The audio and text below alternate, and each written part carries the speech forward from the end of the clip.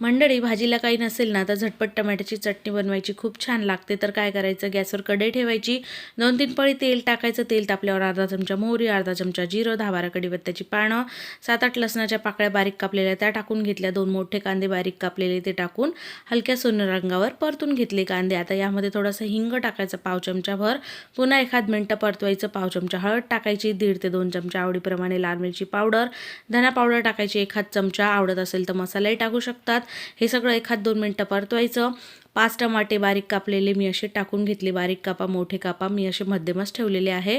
त्यानंतर 2 मिनिटं परतून घ्यायचे, चवीप्रमाणे मीठ टाकायचं, साखर टाकायची आवडत असेल तर 1 चमचाभर।